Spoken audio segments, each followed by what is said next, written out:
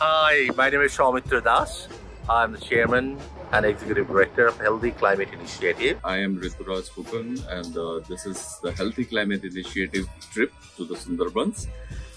We work at all verticals related to climate action to ensure climate justice for the worst affected communities, whether they're living in the mountains or in the mangroves. Okay. And here we are to start working with the indigenous communities of this place to plant mangroves and also to ensure their food security and resilience against climate change. We have our partner Igniting Minds, and is their chief executive officer Karunakar Reddy is here. Today we are here in Sundarban, where this largest mangrove wildlife area with the mangrove man, Mr. Umashankar Mandal. हरा है तो भरा है, चौबुज আছে तो जीवन আছে। तेलुगु में क्या होगा ये? तेलुगु में कोई जरूरत नहीं अभी।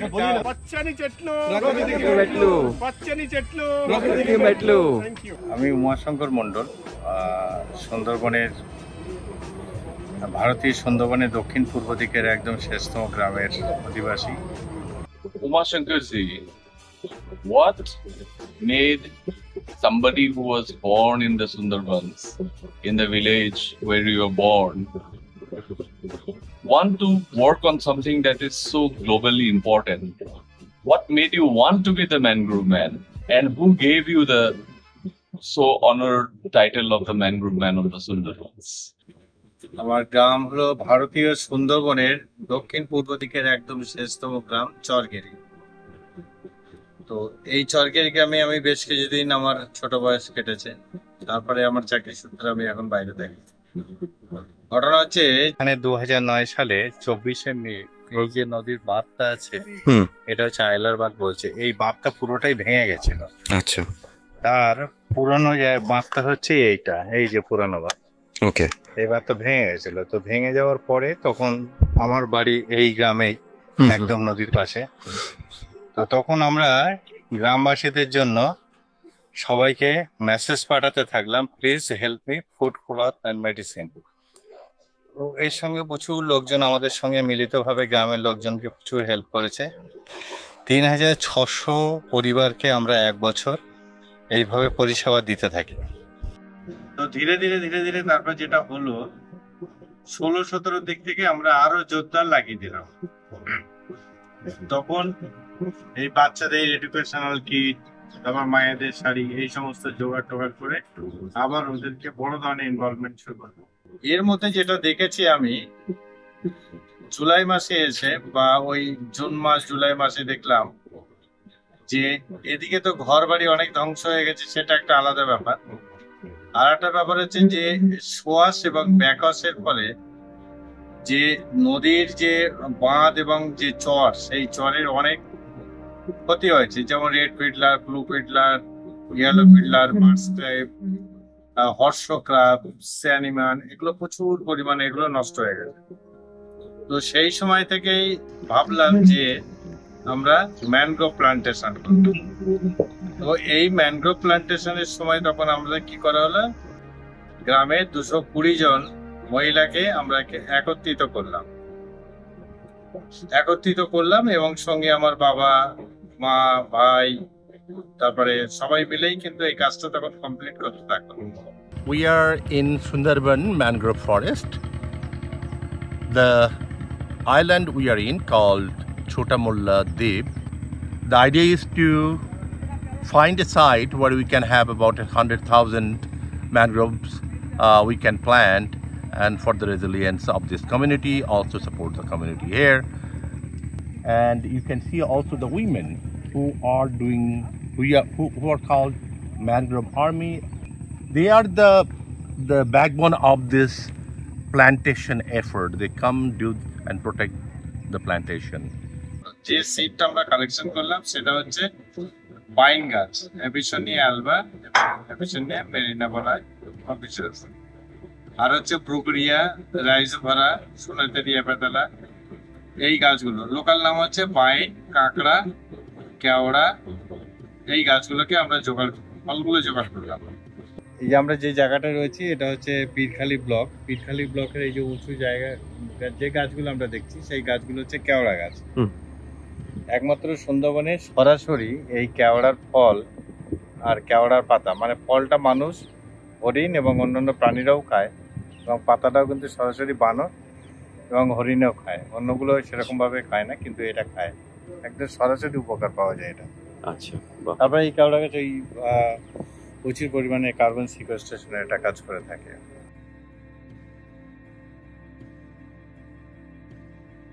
নদী বাঁধ যেখানে আছে, বাঁধের চারিপাশে যেখানে যেখানে ম্যানগ্রোভ নেই সেই সমস্ত এলাকাগুলোতেই ম্যানগ্রোভ আমরা লাগাই। এই ম্যানগ্রোভ লাগানোর আমাদের অনেকগুলো উদ্দেশ্য আছে। সেই উদ্দেশ্যের মধ্যে একটা থাকে সেটা হচ্ছে কার্বন সিকোয়েস্ট্রেশন একটা থাকে। দ্বিতীয়ত হচ্ছে নদী বাঁধকে সুরক্ষা করা। 3 নম্বর হচ্ছে যে মৃত্তিকা, যেহেতু সয়েল ইরোশন যেটা, সেই সয়েল ইরোশনকে রোধ করা, বিভিন্ন মাছ বা ফিশিং গ্রাউন্ড তৈরি করে দেওয়া, এই সমস্ত কাজগুলো একদম ডাইরেক্টলি বেনিফিট পাওয়া যায় এবং এই বেনিফিটগুলো গ্রামের লোকেরাই পেয়ে থাকে। সাম্প্রতিককালে আমরা দেখছি সারা পৃথিবী জুড়ে বিভিন্ন জায়গাতে কার্বনের পরিমাণ দিন দিন কিন্তু বেড়ে যাচ্ছে, কিন্তু পৃথিবীতে একমাত্র এই ম্যানগ্রোভ উদ্ভিদই সব থেকে বেশি কার্বন সিকোয়েস্ট্রেশনের ভূমিকাটা পালন করে থাকে। আমাদের সুন্দরবন অঞ্চলে আমরা যেটা দেখি সেটা হচ্ছে বাইন গাছ, কেওড়া গাছ, ধানি গাছ, তারপরে সুন্দরী, গরান, গর্জন, গেওয়া, পশু, দুদুর, হেতাল, তারপর এই সমস্ত গাছগুলো রয়েছে। তার মধ্যে সবথেকে বেশি যারা কার্বন সিকোয়েস্ট্রেশন করে বিভিন্ন রকম পত্রপত্রিকা এবং যেগুলো আমরা দেখছি সেগুলো হচ্ছে যে বাইন গাছ, কেওড়া গাছ, হানি গাছ, তারপরে অন্যান্য গাছগুলো রয়েছে। তো আমরা যে ম্যানগ্রোভ প্ল্যান্টেশনটা করি সেটার মধ্যে একদম প্রথম সারিতেই থাকে কিন্তু বাইন গাছ, দ্বিতীয় সারিতে থাকে কেওড়া গাছ, তারপর থাকে কাঁটা গাছ, তারপর অন্যান্য গাছগুলোই আমরা কমপ্লিট করি। কারণ একটা বায়োডাইভার্সিটি তৈরি করতে গেলে সমস্ত গাছেরই সেখানে উপস্থিতি থাকা দরকার, তাহলেই ইকোলজিক্যাল ব্যালেন্সটা পুরোপুরি তৈরি হয়ে থাকে। এইভাবেই আমরা আমাদের কাজটা বলা যেতে পারে সম্পন্ন করে থাকি। সাম্প্রতিককালে বিভিন্ন ধরনের গবেষণাতে দেখা যাচ্ছে যে ব্লু কার্বন একটা শব্দ আমরা ব্যবহার করছি। অ্যাকচুয়ালি ব্লু কার্বনটা কি, খুব সহজ করে যদি আমরা বলি তাহলে এই যে ম্যানগ্রোভ উদ্ভিদটা রয়েছে এটা অনেকটা হাইড্রোফাইট উদ্ভিদটা, মানে জলের মধ্যে কিছুটা থাকে, বাইরে থাকে। আর আমরা যেটা সমভূমি অঞ্চলে আম, জাম, লিচু যেটা গাছ জানি, এটা হচ্ছে মেসোফাইট উদ্ভিদ। তো কি করে কার্বনটাকে শোষণ করে নেয়, শোষণ করে নিয়ে বডিতে রাখতে পারে না, বা ওর যতটুকু দরকার বডিতে রাখলো, বাদ বাকি কার্বনটাও কি করে মাটির তলাতে ঢুকিয়ে দেয়, মানে মাটির তলাতে চাপা থাকে। একদম ফিজিক্যালি ভাবে এই প্রক্রিয়াটা চলে, প্রসেসিংটা। তো এইটা হচ্ছে কেউ বলা আছে ব্লু কার্বন। তো এইরকম ভাবে যদি আমাদের একটা পরিসংখ্যান তৈরি করা যায় তাহলে সুন্দরবন এলাকায় যে যতটুকু ম্যানগ্রোভ এলাকা রয়েছে সেখানে প্রচুর পরিমাণে কিন্তু এরকম ব্লু কার্বন জমা হচ্ছে। এই কার্বন জমা হচ্ছে বলেই কিন্তু আমরা ভবিষ্যতে সুরক্ষিত রয়েছে। 2020 সালে যেটা হলো আমফান হলো, সেই আমফানের ফলে দেখা যাচ্ছে অনেক জায়গাতেই অনেক রকমের ক্ষতিগ্রস্ত হয়েছে সুন্দরবনে, কিন্তু আমি যে জায়গাটায় প্রথম থেকে ম্যানগ্রোভ লাগাচ্ছিলাম সেই জায়গাটায় কিন্তু সেই রকম ভাবে কোনো ক্ষতি হয়নি। তার মানে বোঝাই যাচ্ছে যে আমরা 2009 সাল থেকে যে ম্যানগ্রোভ লাগিয়েছি সেই ম্যানগ্রোভে যে ইম্প্যাক্টটা, সেই ইম্প্যাক্টটা পড়তে শুরু করে দিয়েছে। হঠাৎ করে দেখছি এই সময় পেপারে তাপস বাবু বলে একজন আছেন সিনিয়র সাংবাদিক, তিনি বাতাবন রক্ষায় সুন্দরবনের ম্যানগ্রোভ ম্যান, এরকম একটা আর্টিকেলস বেরিয়ে গেল 2020 সালে।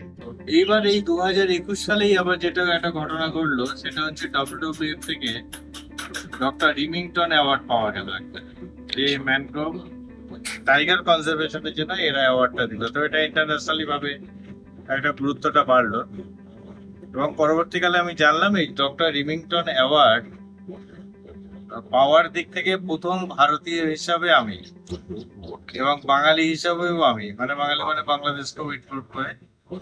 তো এটা বেশ প্রেস্টিজিয়াস একটা অ্যাওয়ার্ড আর কি। We now know about the different importance of the mangrove forests, especially here in the Sundarbans. We know that they act as storm surge barriers. They help protect against cyclones. We know that they provide biodiversity uses. But I am very curious to know if they, in various communities who live here, have different uses for the different species of mangroves that are connected to their food, their culture, etc. And how do they feel replanting all this? ঠিক। এই mangrove plantation এই কনসেপ্টটা তো মানে একদম প্রথম দিকে আমাদের ছিল না, মানে আমাদের বলে নাই, সুন্দরবনে কারোরই ছিল না। এই কনসেপ্টটা আমাদের অনেকটা পরে হয়, কারণ সোশ্যাল ফরেস্ট এলাকাগুলো, এই যে এলাকাগুলো যখন আস্তে আস্তে নষ্ট হতে থাকে তখন এগুলো তৈরি হয়। তো ব্যাপার হচ্ছে কি, এইটার সঙ্গে কিন্তু আমাদের একটা বনবিবির পুজোর একটা কানেক্টিং রয়েছে, তারপর গঙ্গা পুজোর একটা কানেক্টিং রয়েছে। এই কালচারাল প্রোগ্রামগুলো কিন্তু টোটালটাই ম্যানগ্রোভের সঙ্গে রিলেটেড আর কি। তো আমি এই কাজটা করতে গিয়ে যেটা করেছি সেটা হচ্ছে যে যখনই গাছ লাগানো হয় তার আগে আমরা গাছকে পুজো করি। দিস ইজ মানে একটা সাইকোলজিক্যাল ব্যাপার। তো এটা খুব ইন্টারেস্টিং একটা ম্যাটার, এবং এটা ওরা খুব কমিউনিটি চায় আর কি এই বিষয়টা। আর একটা হচ্ছে সেটা হচ্ছে রাখি বন্ধন, যেটা আমরা ভাই বোনের রাখিটা ব্যবহার করি। তো সেটা আমরা কি করি, এই ম্যানগ্রোভ আর্মিরা গাছের গায়ে রাখি বেঁধে একটা ম্যানগ্রোভ বন্ধন তৈরি করেছে। তো এই ম্যানগ্রোভ বন্ধনটা কিন্তু একটা গুড পার্টিসিপেশন হচ্ছে আস্তে আস্তে। এটা কিন্তু একটা ম্যানগ্রোভ ডেভেলপমেন্টের জন্য একটা বিশেষ ভূমিকা পালন করে। পাশাপাশি দেখা যাচ্ছে যে ম্যানগ্রোভ তো আমরা জেনারেলি কি করি, জেনারেলি ধরুন সাইক্লোন বা সয়েল ইরোশন, এটা তো একটা মেজর পার্ট, এগুলোকে রক্ষা করে। কিন্তু তার থেকে বড় ব্যাপার হচ্ছে আমি আমার নিজস্ব যে এলাকাটাতে, সেখানটাতে দেখেছি যে এই ম্যানগ্রোভগুলো বেড়ে যাওয়ার জন্য যে নদীতে যে মাছগুলো থাকে সেই মাছের পরিমাণ কিন্তু প্রচুর পরিমাণে বেড়েছে, যেটাকে বলা হচ্ছে আমাদের হোয়াইট ইকোনমি। সুন্দরবনের ক্ষেত্রে বলা হচ্ছে হোয়াইট ইকোনমি, সাদা মাছ যেহেতু সেটা। তো এখানে যে জালের মধ্যে এটা ধরে সেই জালটাকে বলা হয় পাটা জাল। তো এই পাটা জালের মধ্যে চিংড়ি, কাঁকড়া, কান মাছ, তারপর দেখা যাচ্ছে পার্শে, গুড়জালি, ভেটকি, এই সমস্ত মাছগুলো ওখানে পাওয়া যায়। এবং এই জঙ্গলটার উপরে নির্ভর করে, মানে ডাইরেক্টলি এই পাটা জালের উপর নির্ভর করে 24 থেকে 30টা ফ্যামিলি কিন্তু ডিপেন্ড। আচ্ছা, এটা গেল একটা সাইড। এছাড়া তো কাঁকড়া খাওয়ার জন্য দৈনন্দিন জীবনে প্রয়োজনের জন্য মানুষ ওখান থেকে কালেক্ট করছে। তো যখন জঙ্গলটা ছিল না তখন কিন্তু এতটা পাওয়াও যেত না। তখন মানুষ কি করতো, এই মাছ কাঁকড়া খাওয়ার জন্য বা ধরার জন্য বা বিক্রি করার জন্য মেন যে জঙ্গল আছে যেখানে বাঘ আছে সেখানে যেত। তো সেখানে গেলে বাঘের অ্যাটাকের একটা ব্যাপার থাকে, সেটা থেকে কিন্তু অনেকটা সুরক্ষিত এই জায়গাটা পেয়ে গেছে। আর একটা ব্যাপার আছে আপনার, এই সাম্প্রতিককালে নয়, এটা অনেকদিন আগে থেকেই হচ্ছিল, কিন্তু সাম্প্রতিককালে এটা অনেকটা বেড়েছে। আর আমাদের গভর্নমেন্ট এখনো এই মধুর উপরে একটা কি বলে জিআই ট্যাগ পেয়েছে। আচ্ছা। তো সেটা দেখা যাচ্ছে বিভিন্ন ধরনের ফুলের থেকে মধুগুলো কালেকশন করে মৌমাছিরা তাদের যে চাক আছে সেই চাকের মধ্যে রাখে। তো যেটা এখন শুরু হয়েছে গ্রামে, মানে নদীর ধার বরাবর, সেখানে হচ্ছে বি কালচার চালু হয়েছে, মৌমাছির চাষ, বি কালচার চালু হয়েছে। এই বি কালচার কোথায় হচ্ছে, কিন্তু গ্রামের ভিতর দিকে হয় না, যেখানে একদম নদীর পাড় বরাবর গ্রামের মানুষ আছে সেইখানেই এটা হচ্ছে। আমার গ্রামের যে জঙ্গলের যা ডেন্সিটি রয়েছে বা যে জঙ্গলে যে গাছের পরিমাণ আছে, তাতে যা ফুল হয়, সেই ফুলের মধুটা কিন্তু অতি সহজেই মৌমাছিরা এনে তারা কি করতে পারছে, তারা বাক্সের মধ্যে ইনপুট করতে পারছে। তাহলে সহজেই সেই মধুর পরিমাণটা কিন্তু ওরা বেড়ে যাচ্ছে। তাহলে একটা আমরা দেখতে পাচ্ছি যে জোয়ার ভাটার সঙ্গে একটা গাছের তলদেশের একটা ব্যাপার। আর একটা ব্যাপার দেখা যাচ্ছে এই মধু থেকে ডাইরেক্ট তারা কিন্তু একটা বেনিফিট পাচ্ছে। এটা দুটো একদম তো ডাইরেক্ট অর্থনীতির একটা বেনিফিট। আর গাছের ক্ষেত্রে দেখা যাচ্ছে প্রচুর পরিমাণে পাখি টাকি, যে এগুলো তো স্বাভাবিকভাবে যেটা তৈরি হয় সেটা তো ঘটনা ঘটেই গেছে। অনেক ছোট ছোট সংস্থা যেগুলো, অনেকে নিজস্ব যে সংস্থাগুলো, অনেকে 5-6 জন মিলে 4-5 জন মিলে করেছে বা এরকম, যেমন এই এক্স ক্যান্ডু আপনাদেরই তো একটা সংস্থা, খুব সুন্দর কাজ করে এরকম। তো তারা যে কাজগুলো করে আমাদের সঙ্গে, সেই কাজগুলো কিন্তু খুব ফ্রুটফুল এবং আমার কিন্তু একটা কথা সবসময় আমি সবাইকেই বলি যে আপনারা যে কাজটা করছেন সেই কাজটা আপনারা গ্রাউন্ডে এসে সবসময় দেখবেন। তো অনেকে যেমন ধরুন পুজোর সময় কেউ বলে 100 শাড়ি দেবো, এবার আমরা বলি যে আপনারা আমার সঙ্গে চলুন এবং শাড়িটা আপনি নিজে হাতে দেবেন।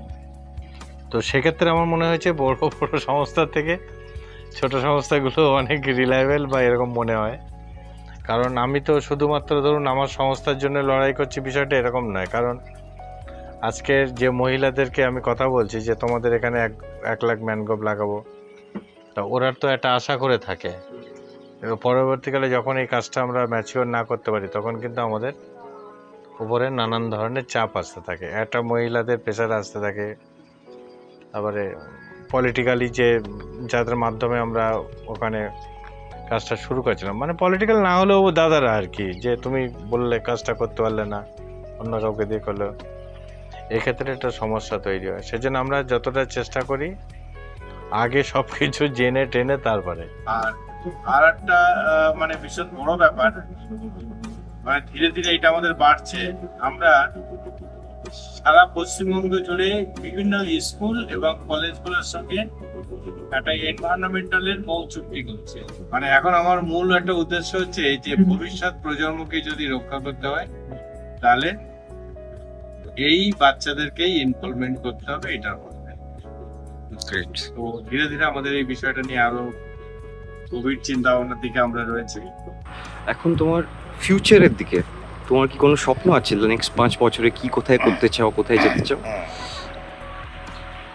আগামী হয়তো আমরা আরও দীর্ঘদিন ধরে এই কাজটা আমরা চালিয়ে যেতে চাই। কারণ এই সোশিও ইকোলজিক্যাল ব্যালেন্স কখনোই একদিনের কাজ নয়, 1 বছরের কাজ নয়, এটা দীর্ঘ বছরের পর বছরের কাজ। সেই জন্য আমরা চেষ্টা করছি পুরো আরও 2-3টে ব্লককে যদি আমরা এই ব্লকে যদি এইভাবে ম্যানগ্রোভ প্লান্টেশন করতে পারি, তাহলে ভীষণ ভালো একটা হবে। আরও এখন 500 ম্যানগ্রোভ আর্মি আছে, আমাদের স্বপ্ন আছে আরও বড় যদি এই ম্যানগ্রোভ আর্মি টিমটাকে যদি আমরা তৈরি করতে পারি।